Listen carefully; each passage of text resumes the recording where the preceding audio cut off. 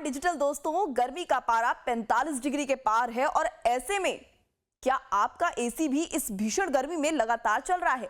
तो रुकिए, कहीं आपके घर के लिए एक टाइम बम तो नहीं बन रहा? क्योंकि पिछले कुछ दिनों में एसी ब्लास्ट की खबरें तेजी से बढ़ी हैं।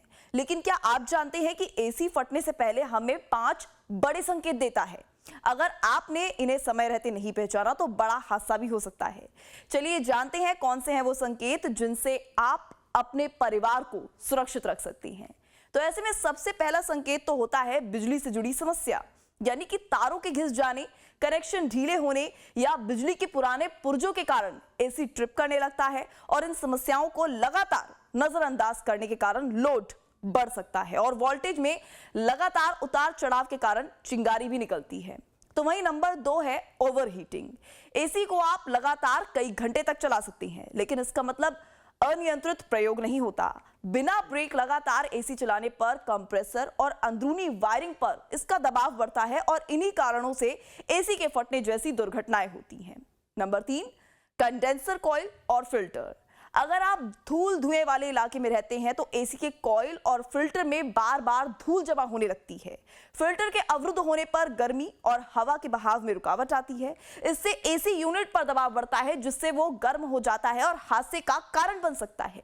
तो वहीं नंबर 4 है गैस का लीक होना। अगर एसी पर्याप्त ठंडा नहीं कर पा रहा तो संभव है कि रेफ्रिजरेंट में लीकेज की समस्या आ रही है। गैस के लीकेज होने के कारण भी कंप्रेसर का तापमान बहुत अधिक हो सकता है। एसी के गैस में थोड़ी सी चिंगारी लगी तो वो भयंकर आग का रूप भी ले सकती है। तो वहीं नंबर 5, पर्याप्त मरम्मत नहीं होना। एसी में कोई भी समस्या आए तो उसकी मरम्मत हमेशा प्रशिक्षित तकनीशियन से ही करानी चाहिए। इसी तरह एसी के अंदरूनी पुर्जे की क्वालिटी अगर ठीक नहीं होगी तो उससे भी एसी का दबाव बढ़ेगा या उसके फटने की आशंका अधिक रहेगी। ऐसे में अब जरा आप ये भी समझिए कि क्या है वो तरीके जो एसी को ठीक तरीके से यूज करना हमें सिखाते हैं, यानी कि एसी को सही तरीके से आप किस तरीके से यूज कर सकते हैं। तो ऐसे में सबसे पहले आप इतना करिए कि हर 2 से 3 हफ्ते में एसी के फिल्टर को साफ करते रहें। एसी को बहुत कम तापमान जैसे कि 16 से 18 डिग्री सेल्सियस चलाने के बजाय 24 से 26 डिग्री सेल्सियस के बीच पर रखें। इससे ऊर्जा की भी बचत होगी। कमरे को अच्छी तरह से सील रखें। अगर ठंडी हवा बाहर निकलती रहेगी तो एयर कंडीशनर को ज्यादा मेहनत करनी पड़ेगी। आउटडोर यूनिट को धूल और धूप से बचाएं, क्योंकि ये पूरे सिस्टम का अहम हिस्सा होता है। एक अच्छी तरह मेंटेन किया गया एयर कंडीशनर यानी कि एसी 10 से 15 साल तक चलता है। जैसे जैसे मशीन पुरानी हो जाती है उसकी एफिशिएंसी भी कम होने लगती है और खराब होने की आशंका बढ़ जाती है।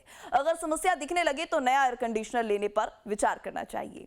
तो दोस्तों, गर्मी अपनी जगह है लेकिन सुरक्षा सबसे पहले है। एसी का इस्तेमाल जरूर करें पर उसकी सर्विसिंग और रखरखाव में लापरवाही बिल्कुल ना बरती। अगर आपको आज ही ये जानकारी मिली हो या ये जानकारी आपको मददगार लगी हो तो इस वीडियो को एक लाइक जरूर करें और उन दोस्तों के साथ, रिश्तेदारों के साथ जरूर शेयर करें जो दिन रात एसी चला कर रखते हैं।